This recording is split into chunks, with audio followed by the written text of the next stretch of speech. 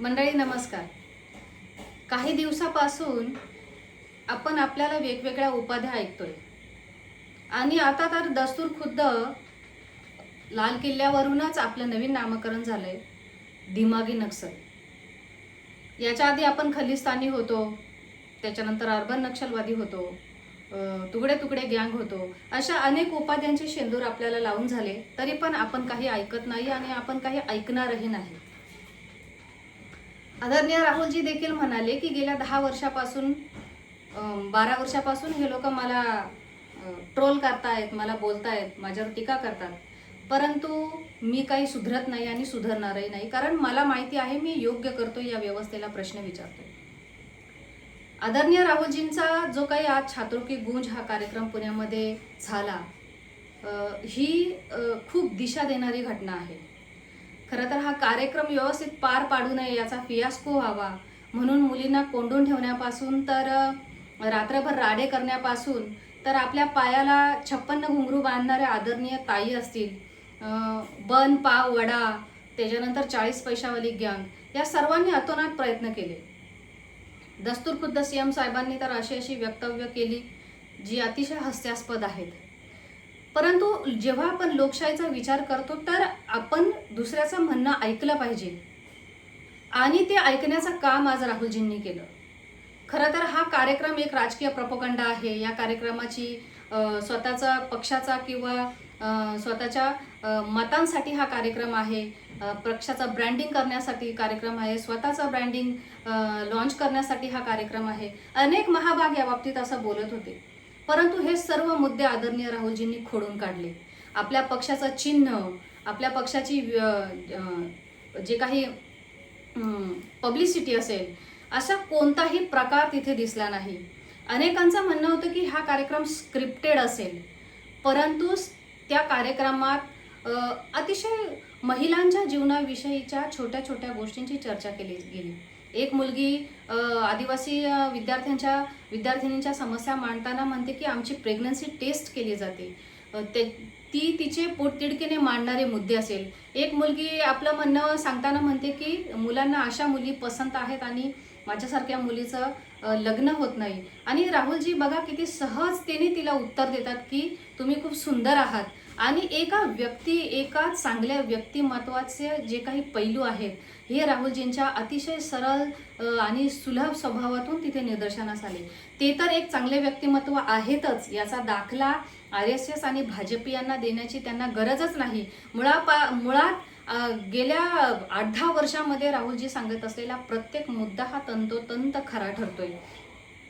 काहींचं म्हणणं होतं हे स्क्रिप्टेड आहे, पण पेपरफुटीचा प्रश्न असेल, प्रवास करतानाच्या मुलीच्या अडचणी असतील, सायबरच्या बाबतीत मुलींमध्ये शिक्षण घेत असताना तिला कामं करून घरी येताना लेट होतो म्हणून सामाजिक किंवा कुटुंबाला जे काही बोलणी ऐकावी लागतात समाजाची, हे मुद्दे असतील, मुलींच्या लग्नाचं वय असेल, त्यांना शिक्षण घेताना येणाऱ्या वयाच्या अडचणी असतील, या सगळ्या छोट्या छोट्या गोष्टींची चर्चा या कार्यक्रमामध्ये झाली. खरं तर महिलांविषयी आज तागायत एकही नेता बोलल्याचं आढळत नाही. मी तर म्हणते महाराष्ट्राच्या इतिहासात महिलांविषयी एवढं आपुलकीने त्यांची बाजू घेणारा नेता हे पहिले व्यक्तिमत्व असतील राहुलजी, की त्यांनी या व्यवस्थेमध्ये या मुद्द्याला हात घातलेला आहे. खरं तर त्यांनी सुरुवात करतानाच मनूचं म्हणणं खोडून टाकण्यापासून सुरुवात केली की मनुवादी व्यवस्था, पुरुष सत्ताक जी काही व्यवस्था आज आपण आपल्या भारतामध्ये बघतोय की स्त्रीला कायमच दुय्यम दर्जा दिलेला आहे. आणि यांनी किती जरी RSS भाजपने वल्गना केल्या तरीही त्यांना स्त्री ही शिकलेली किंवा पुढे गेलेली नकोय आणि ही मनुवादी मानसिकताच त्यांची कायम आहे, हे त्यांनी अनेक वेळा दाखवून दिलेलं आहे.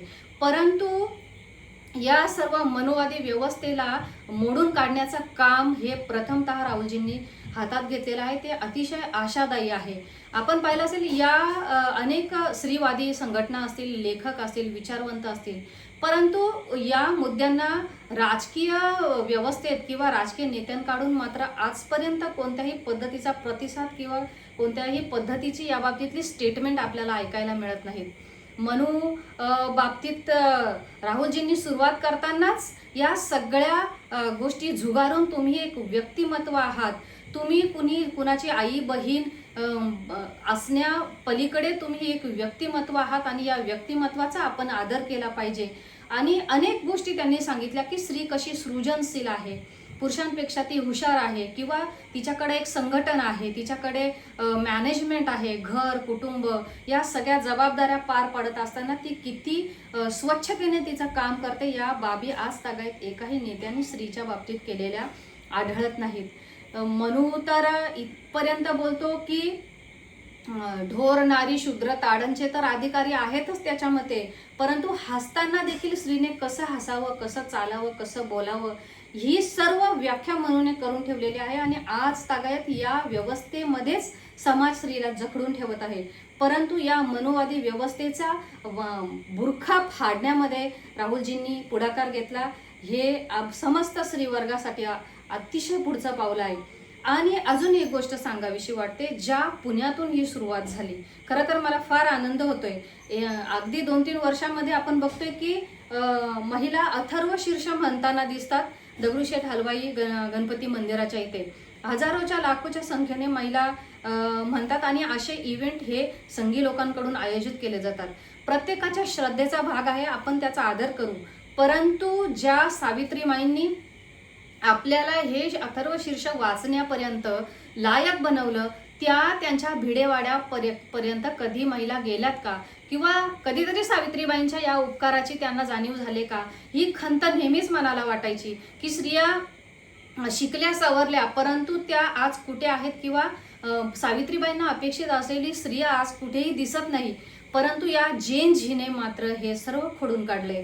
आणि आजच्या ज्या मुलींच्या उत्स्फूर्त ज्या प्रतिक्रिया होत्या, अभ्यासपूर्ण प्रतिक्रिया होत्या, अगदी त्यांच्या प्रश्नांबाबत त्या जागृत असलेल्या प्रतिक्रिया होत्या, हे चित्र बघून खरंच समाधान मानण्यासारखं आहे.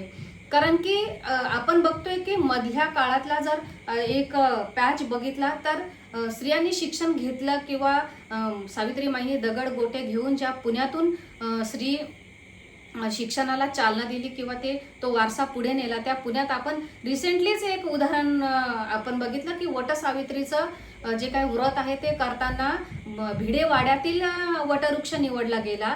ही मुद्दा म्हणून ते तसं केलं गेलं, कारण की पुरोगामी असलेल्या सावित्रीमाईंना अशा त्यांच्या लेखी कधीच अपेक्षित नव्हत्या.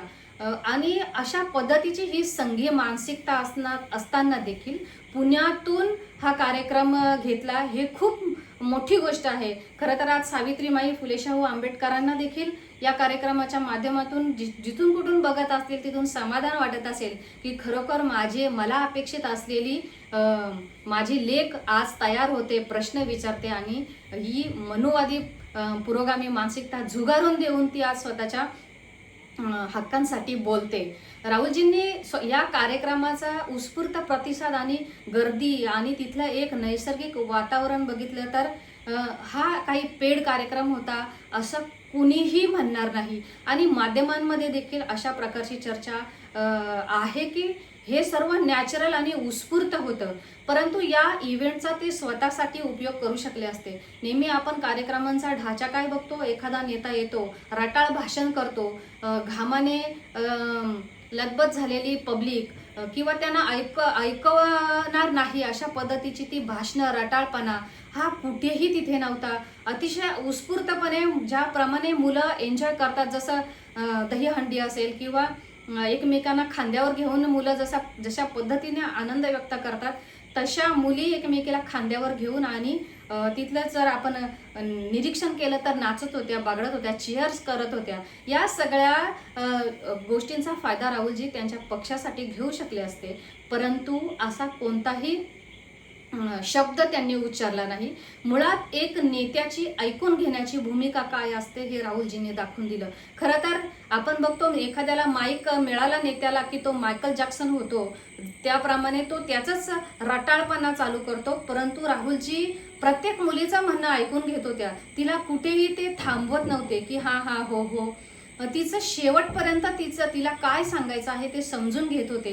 त्यांना ज्या मुली मराठीतून सांगण्याचा प्रयत्न करत होत्या ते ट्रान्सलेटर कडून ते ऐकून घेण्याचा, समजून घेण्याचा प्रयत्न करत होते. आणि असा नेता आजच्या लोकशाहीत खरोखर दुर्मिळ आहे जो इतरांचा ऐकतो. आताच आपण बातम्या पाहतोय की एवढ्या लोकांनी ढोल ताशे बडवले आणि एवढ्या लोकांनी मुलांनी सहभाग घेतला. खरं तर या RSS आणि या संघीय विचारधारेला शिक्षण नकोच आहे. शाखा ज्यांचं मूळ आहे त्यांना शाळा ही गोष्ट नकोय. अनेक शाळा आज बंद होतात. शिक्षणाचा बाजारीकरण असेल, पेपरफुटीचे विषय असतील, मुलांचे मुलींचे जे काही त्यांच्या करिअरशी रिलेटेड प्रश्न असतील, हे कुणालाही ऐकण्यात आज नेत्याला स्वारस्य नाही, फक्त राहुल गांधी वगळता. नाहीतर आताच आपण रिसेंटली बघतोय की एवढ्या मुलांनी ताशा वाजवला, मग तुम्हाला मुलांना ताशेच वाजवायला सांगायचं आहे का? दोन गोष्टी शिक्षणाच्या तुम्ही त्यांना कधी सांगणार आहात? राहुलजीने आणखी एक मुद्दा खोडून काढला की आदरणीय आपले दस्तूरखुद्द PM म्हणतात की मुलींनी शिव्या दिल्या हे समाजासाठी घातक आहे. याचा अर्थ तुम्ही मुलांच्या शिव्यांचं समर्थन करता का? आणि एका मुलीने जी काही रील बनवून ती व्यक्त झाली होती PM साहेबांबद्दल, तिला अतोनात त्रास दिल्यानंतर तिच्या आईचा तिचा माफीनामा घेतला. परंतु आपल्या आदरणीय PM साहेबांचे ओ दीदी पासून भाजपच्या अनेक नेत्यांचे व्हिडिओ दाखवून मुलींनाही व्यक्त होण्याचा त्यांनाही अधिकार आहे, किंवा जर तुम्ही मुलांना गृहीत धरताय तर मुलींना टार्गेट का करताय हा मुद्दा देखील आदरणीय राहुलजींनी समजून सांगितला. खरं तर संघीय लोकांना ते कितीही आव आणत असले, आम्ही हे विधेयक आणू, महिला सुरक्षेसाठी ते विधेयक आणू, परंतु या विधेयकांच्या पाठीमागे त्यांची काय मानसिकता आहे हे डिलिमिटेशन सारख्या बिलातून दिसलेलंच आहे. कारण की जर तुम्हाला आरक्षणाचं महिलांसाठी काही करायचं आहे तर ते बिल पास होऊन जवळजवळ 1-1.5 वर्ष झालेला असताना तुम्ही ते कार्यान्वित का करत नाही? अशा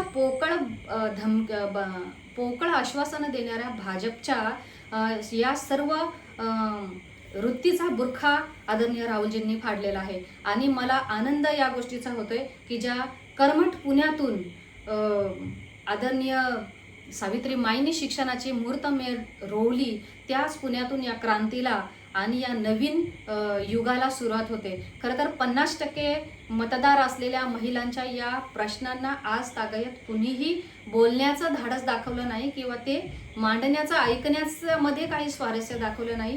ते काम आदरणीय राहुलजींनी केलंय हे खूप कौतुकास्पद आहे. आणि जेन जीने देखील याला उत्स्फूर्त प्रतिसाद दिला, न जुमानता प्रतिसाद दिला. याचे परिणाम काय होतील किंवा अनेक बाबतीत मुलांना धमकावणं असेल, त्यांना त्रास देणं असेल, या सगळ्या गोष्टी अंगावर घेऊन आज जो काही हा कार्यक्रम घडून आणला तो कौतुकास्पद आहे. आणि महिलांच्या बाबतीतलं राहुलजींचं हे पाऊल नक्कीच दिशा देणार आहे आणि राजकारणाला नवीन वळण देणार आहे. धन्यवाद.